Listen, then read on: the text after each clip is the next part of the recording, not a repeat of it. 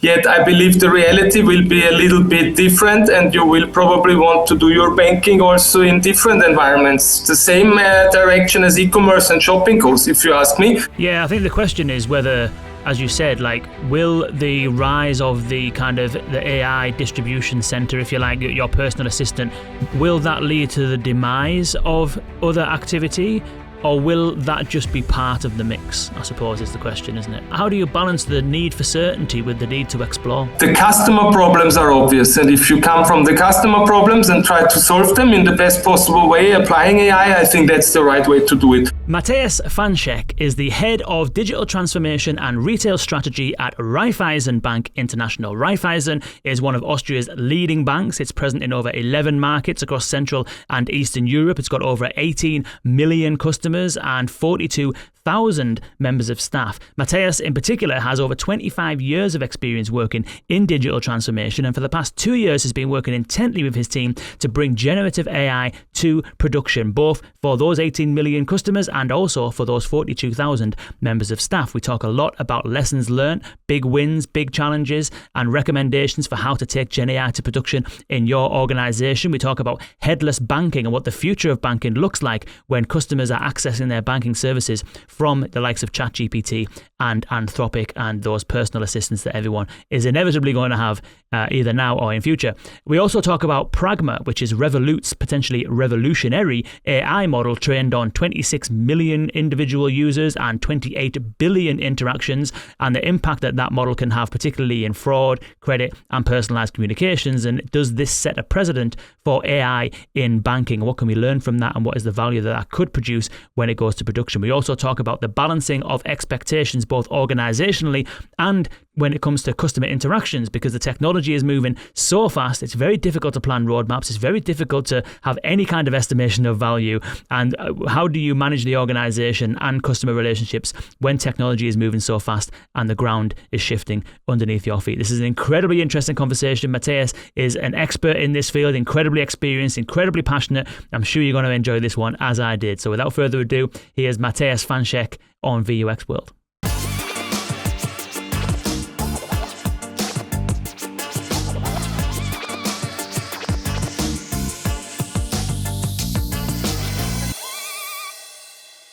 Matthias, welcome. Thank you for joining me, my friend.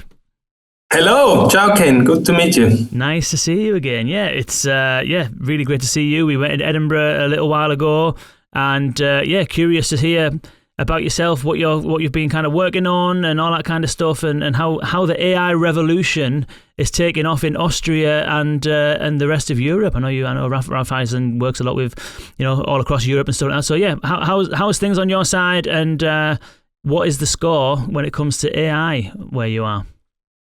Very good. So short intro, I guess, right? I'm Matthias, working for Raiffeisen Bank International. We are a bank located in Vienna that operates in 10 countries across the Central Eastern European region that spans from the Balkans to Czechia, Slovakia, Poland, also covering Ukraine, very interesting country.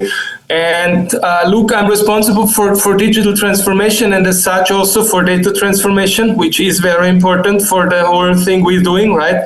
AI transformation, and also what we call virtual mobile assistant and conversational AI. And interestingly, as probably lots of people who are working with that, we come from a classical chatbot era where we had a chatbot with NLP and the classical decision trees and all of that.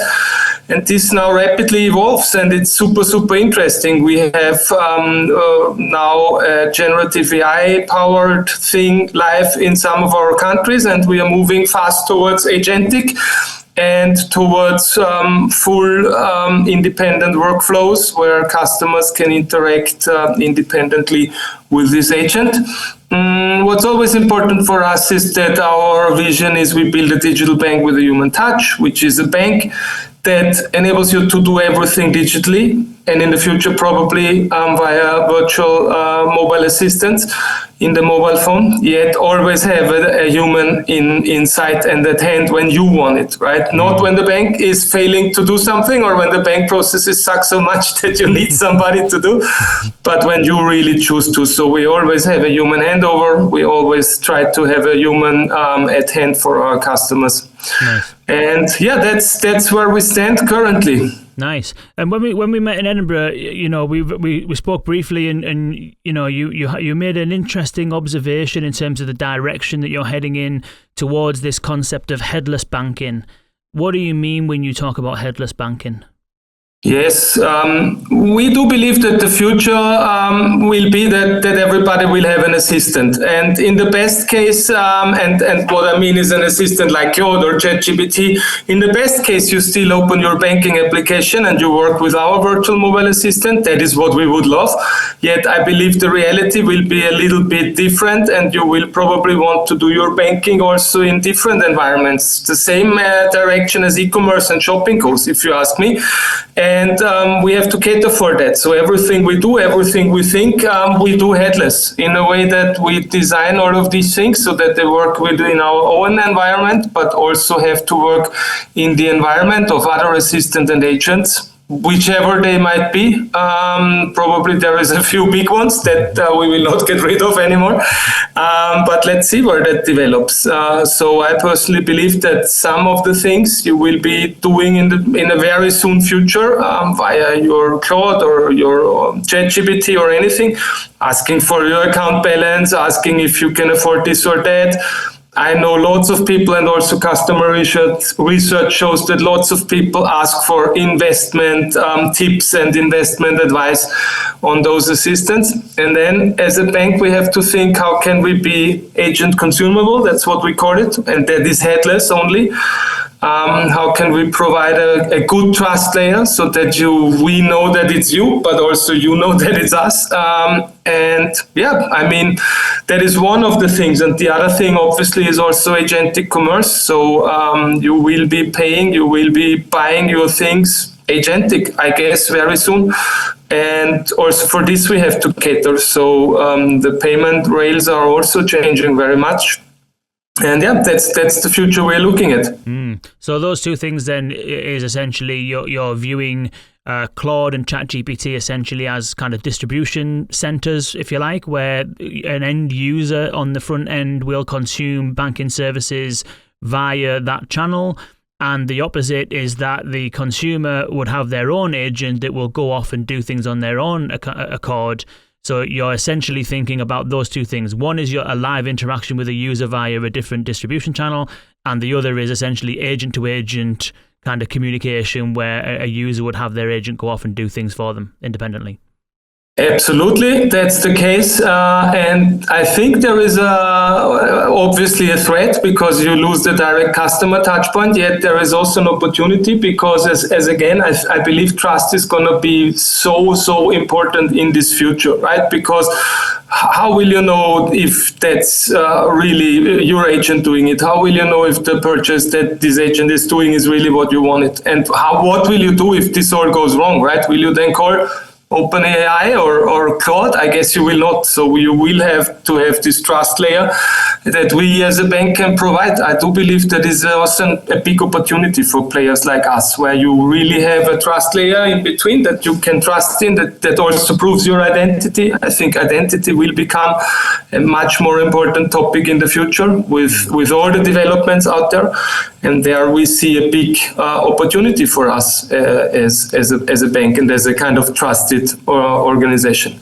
Absolutely. And then obviously we have to think lots about how will we manage that people still see an additional value to open our applications, because I know lots of people talk that there will be no apps at all in the future. I don't believe this, at least in the foreseeable one, not. But I do believe people will lesser and lesser open their applications, banking applications, shopping applications, all of this, right? This customer behavior is changing fast, if you ask me. Yeah, I think the question is whether, as you said, like, will the rise of the kind of the AI distribution center, if you like, your personal assistant, will that lead to the demise of other activity, or will that just be part of the mix, I suppose is the question, isn't it? Yes, exactly. And this is to be foreseen. But what definitely is the case is that that customers have already now different customer experiences, right? So, I mean, if we talk chatbots and conversational AI, the classical thing is still a very much service-oriented thing, right? be it in the call center or in the mobile app, which basically has now more or less the same foundation, right? At least in our case. So if you call the call center, or if you chat in a window, or if you're talking to your mobile app, you have the same technological layer in the back. We have a proprietary one, but there is also vendors that do this, right? Be it 11 Labs or Bond Digital or the likes. Yet your customer behavior changes, right? You don't want to kind of say step by step what you want to do, or search through information architectures.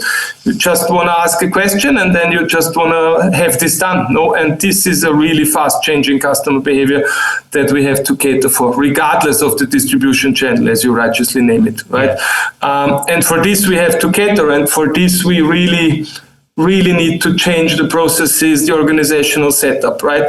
So searching for how can I block my card, and then navigating through an IVR kind of tree and trying to find it in your mobile app, it's probably not what you want. Yeah. You want to go there and say, oh, I've lost my card, help me. And then this thing has to do the thing for you, right?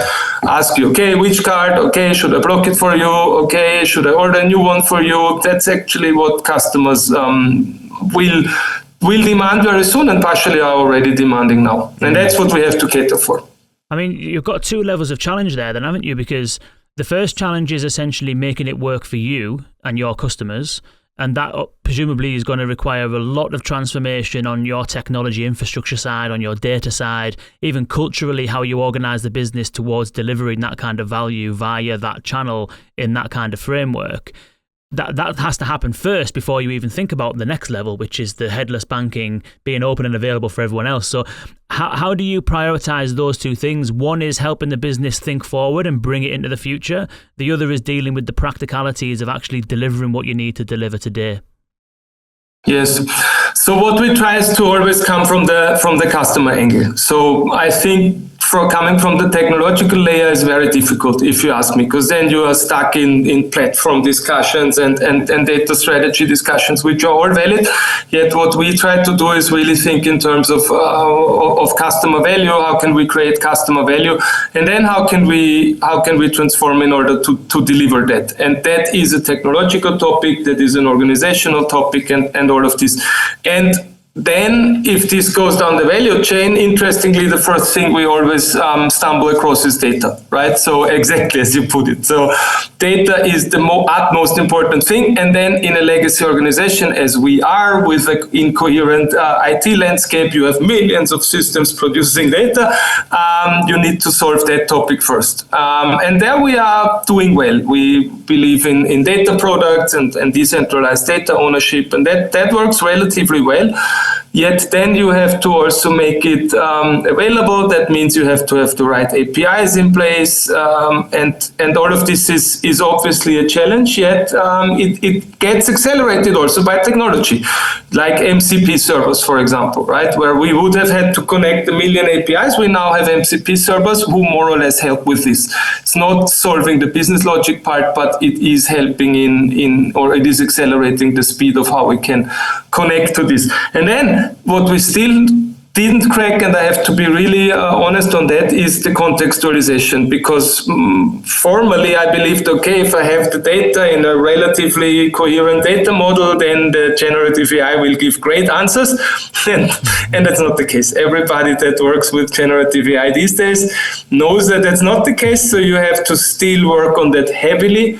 And yes, I mean, I shouldn't talk about the competition, but there, just a few weeks ago, I think what Revolut released with this PRAGMA model, I think this is revolutionary. I haven't seen it live. I think they're also only piloting it, but having a model being trained on 84 billion events, interactions, transactions, and everything, and basically having a model that now can really deliver also the context on top of the data. And not only for a specific case, be it communication, CRM, fraud, anti-money laundering, but for all of these, I think that's revolutionary. If this really works and they really get it live at scale, I believe this is something that will change will change the way how you can talk with your assistant. And how this will work. Yeah, I think one of the, so for those that don't know, I've dug up a couple of things here on PRAGMA, which is really interesting. So as you said, Mathias, Revolut partnered with NVIDIA, and they've created this PRAGMA model, which there's 3 different models of different sizes, and essentially they've been trained on 26 million users across 111 countries and 24 billion events. So that's like someone opens the app, they tap here, they do this, they perform an action, and all of the stuff that's kind of going on behind the user behavior. It's looking at like fraud and all how you predict and model fraud. It's looking at kind of like credit scoring and all this kind of stuff. And apparently, according to the paper that they published 2 weeks ago, 130% improvement on credit scoring accuracy, 65% improvement on fraud detection, and 163% re-engagement effectiveness. What that means essentially is they've studied the user behavior as it relates to notifications and messaging to figure out what notifications are more likely to resonate with this kind of user. And so essentially it's kind of like, imagine all of your activity that happens in your mobile app being essentially modeled with everyone else's activity in the mobile app to be able to contextualize and make predictions and really generate a rich understanding of every user. And so you can imagine how, and I don't know if you know this or not, because I'm just making assumptions here, but you could imagine how something like this underneath its, what is it, AIR assistant, basically brings immense context to every journey. And it might potentially crack the problem that everyone's been struggling with, which is, what is the user really trying to accomplish and where are they in their journey? Because it's fine to have RAG here and content here and answer questions there, but RAG is completely blind to the actual need. If someone says, what's the difference between savings and investing, it'll answer the question, but it has no idea whether you currently save, whether you currently invest, whether you're trying to pull money from here to there, whether you're trying to move your monthly savings to somewhere else. It has no idea what you're actually doing and what the path is that you're on. And I think something like this might kind of fill that gap in terms of like really understanding customers and genuinely being able to help. I don't know what your kind of thoughts are. Oh, you have summarized this so beautiful that was one of the better summaries I've heard around the whole thing. But look, that's exactly it. That is exactly it. And we are working on all of those topics. Yet again, this we are far from having cracked, right? And it will make things at least appear really intelligent, right? While we now have really solved the thing that you can talk to this and it feels natural, exactly what you said, right? It never really feels like as if this thing really understands you and really knows, right? You can obviously ask good questions, you can do good prompting, you can guide it to help you really well and to also inform you really well. But this is exactly what you say, the context is key. And that is on the one side, obviously the whole topic around also how does it remember what you did in the past, right? That is something that's not so easy to crack, right? Because it's for generative AI is not built for this, right? Okay, what if you asked a week ago? The thing doesn't know usually, and we try to work on that yet in a different way, not on a model basis, but on a kind of where we try to store intents and stuff like that. But this is now really giving the whole thing a context, and all of a sudden this gets very close to a real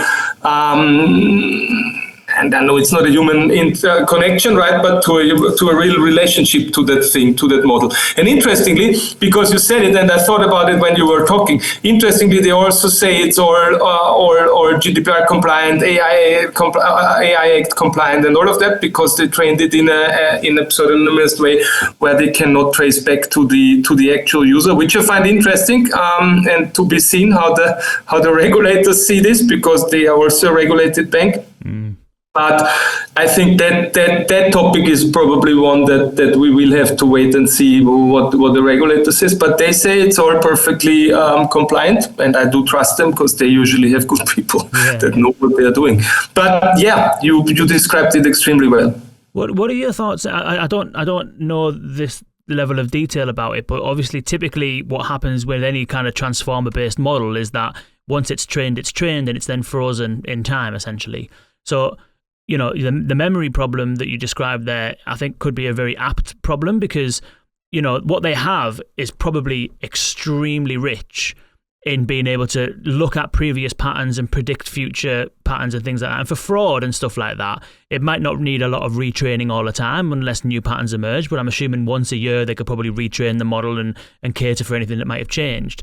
But in terms of like me and you as individual banking users and my behavior and in your changing context over time, I don't know whether, you know, this model is not the same as having memory, is it? Because it's not the same as your session memory, your activity over time. So I wonder how you fill that gap there. Because no, they need to connect it, and I don't have an answer. Look, read the paper. We even have contact to one of the people working on that, but that obviously he does not share with us. That's all topics that need to be solved anyways, right? And then if you do it via a model or you do it via enrichment, via, for example, CRM data enrichment or stuff, to be seen. Obviously, we do not know this, but we will monitor closely, and we will really have to think how we can make use out of this, right? Also, what they found out, because that's basically the first time this has been done, right? And I'm doubting that we can simply replicate. That's probably not what will be possible. But we need to learn. We need to see. And generally, I believe the journey that I'm in now for 2 years, when we started to do generative AI with the chatbot back then and the virtual mobile assistant. The one thing that's striking, and I'm working for 25 years in digital transformation, is the speed and the velocity of change. Everything changes every month, and I have to say I like it, but it's obviously not easy to maneuver.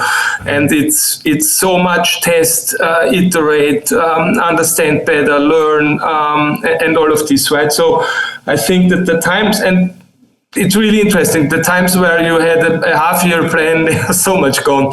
I don't have the slightest clue what we will do in a quarter. And that's really interesting, and it's a huge challenge, specifically to sell it to the management, because these people want to know which value will you bring in 3 months. And you say, look, I don't have the slightest clue. I can probably tell you what will happen if we don't do anything, but it very much feels like R&D. You have to be honest, it's R&D.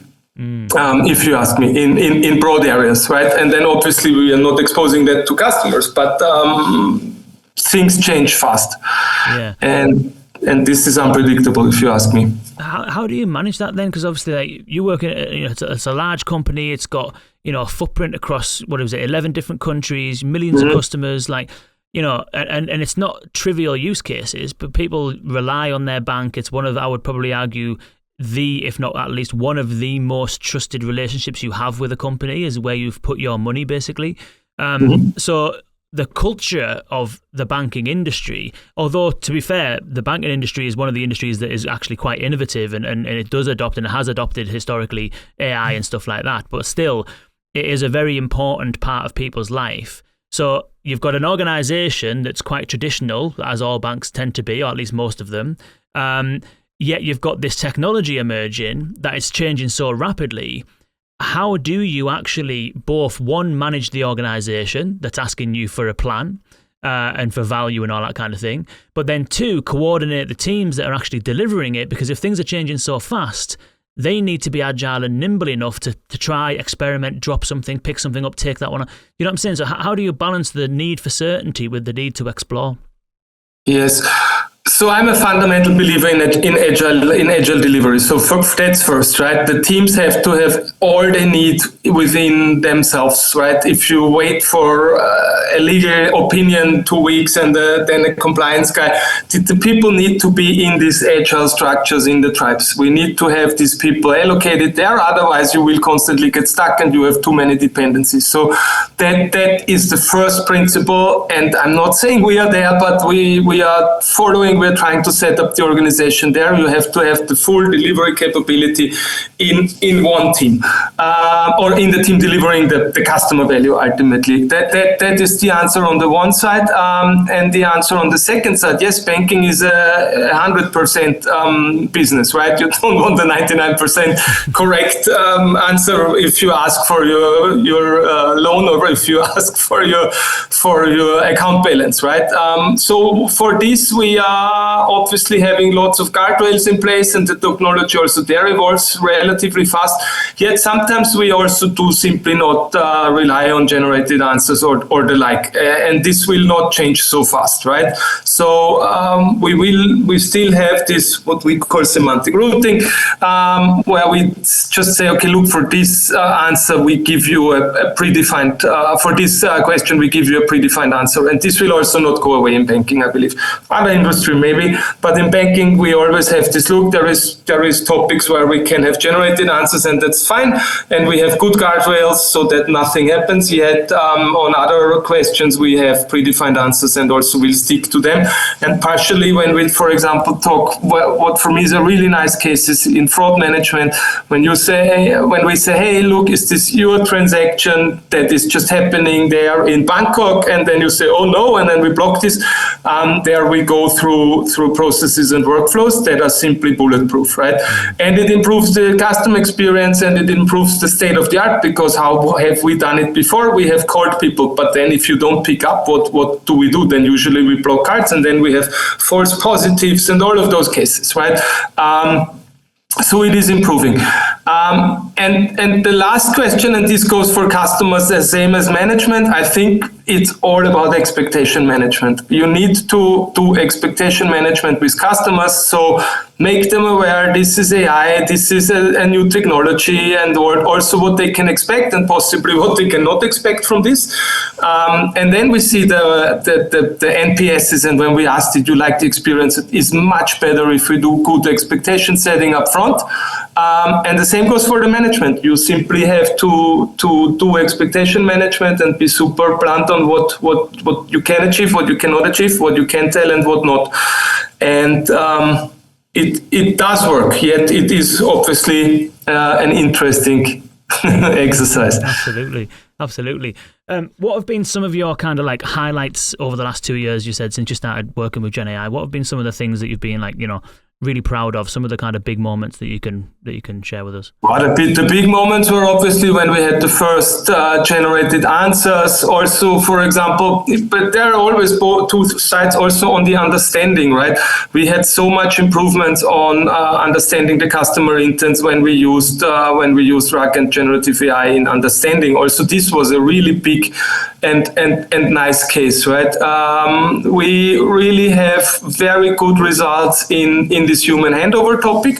So that's also an interesting one, right? When the organization then is like, oh, okay, you're doing a chat, but then the organization understands and sees, okay, look, you hand over very high value customers only, and that is really cool. And to also see how all of a sudden very traditional brick and mortar bankers like this very much, right? Because they get much more high value conversations with customers, and that obviously is very cool. So those were definitely the upsides, and there are, I have to say, every day small successes, right? Then when you achieve this very high accuracy and the guardrails really work, and I like that very much. I mean, it's all credit to the teams, right? It's not me doing that, but I have great people and great teams. And that is the second thing, to see the people grow with the technology, the teams achieving great things and constantly evolving and doing more. And I love that, right? And for me, in the management generally, the whole thing is about empowerment, right? In lots of topics, I cannot even understand what experts in the teams are talking. Yet it's super good to see and to give them the environment in which they can deliver great things, and also the freedom to fail, not customer facing and not in a way that it harms anything in the company, but yet really be open to failure and just say, hey, look, let's learn fast and iterate. So that, I would say, is what are the real highs. Yeah. And what are some of the kind of like challenges perhaps that, other companies that are trying to solve these problems, maybe it's not at the stage that you're at, obviously not at the stage that Revolut claims that they might be at, who knows how it will happen in production, but what are some of the things that you absolutely have to get right? Well, first of all, the data. If you don't do the data transformation, you cannot do anything, if you ask me. And you have to understand that you have to invest in this, right? Lots of people think, I just put generative AI, just put content somewhere and then I get answers. This is definitely not how it works. I also don't believe that this whole topic and around the employee productivity, I think this has, at least in our case, not proven to be super true. I mean, look, a co-pilot and all of these things are necessary tools. People want it, people have it. Yet these high expectations did not prove true. No, I mean, everybody uses AI tools, yet do you now work only 5 hours? Or no, you work, right? And it's maybe more productive or not. Yet on this employee productivity, I do believe maybe this will unfold, but I think there also maybe the expectations have simply been exaggerated, right? But having a co-pilot at hand is not something that has shown dramatical impact on productivity, where we say, hey, look, we can save 50% of costs. No, it is a hygiene factor, and obviously you need it, but and people want it, and also to get good people, you obviously have to provide it. Interestingly, also Cloud Code, also responsible for mobile front ends and all of this. And yes, the engineering has really accelerated and become much better. Yet we are not at the point where this can replace a developer, right? Yes, you can do vibe coding and all of that, but specifically in a banking application, there is lots of logic, lots of business processes, and I think the technology will get there, but it's not yet there. Yeah, I think some of it, a lot of it, I think is down to not quite imagination. That's probably the wrong term, but it's down to the organization of work, basically. Like I've heard so many kind of like horror stories about Copilot. The organizations spend a fortune on putting Copilot in place, and then everyone just uses it for recording meetings and generating minutes and stuff like that. It's like all of this thing. But what's really interesting, I've been spending quite a bit of time with Claude Co-work recently, doing a bunch of training programs for companies on that. And what is really interesting is that when you can have a team of people that start thinking about the work that they're doing from the point of view of like, what is the busy work that I could delegate, and how can I thread different systems and things together that allow me to do things, maybe it's the same task, but I can do it instead of 4 hours, it might take me half an hour. As well as what can I do that I couldn't do before now that I have these tools. I think that most of the problem is that businesses just give people the tools and expect that all of a sudden, overnight, they're going to have this imagination that's going to be able to kind of pin down where in their working life they can focus on automating. Like if you look at like business analysts and service designers and people whose job it is to map a process and spot waste and figure out how to automate certain elements, that skill set is really great if you can apply it to your own work. But the massive problem is that the vast majority of average people at work just don't have that skill set, and therefore giving them an AI tool is not going to solve any problem at all because they don't even realize they've got a problem in the first place.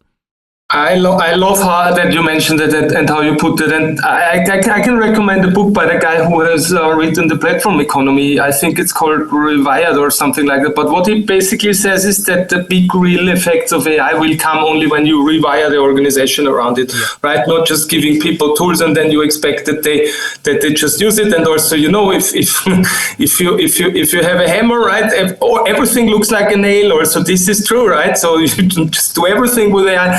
But rewiring the organization around this is what really brings the lever and what really brings the results. And exactly what you said, right? Bringing different organizational parts and pieces together and having a clear target also. So what we also say is, look, it's nice to have a meeting preparation or a kind of ask your data thing everywhere, but it doesn't bring lots. But if you pull something together, say, look, in this domain, I don't know what, consumer lending, let's rethink this completely. Right, and not let's just think, okay, we need to extract a contract, and this is what you do with an OCR and then a Gen AI that will put it into.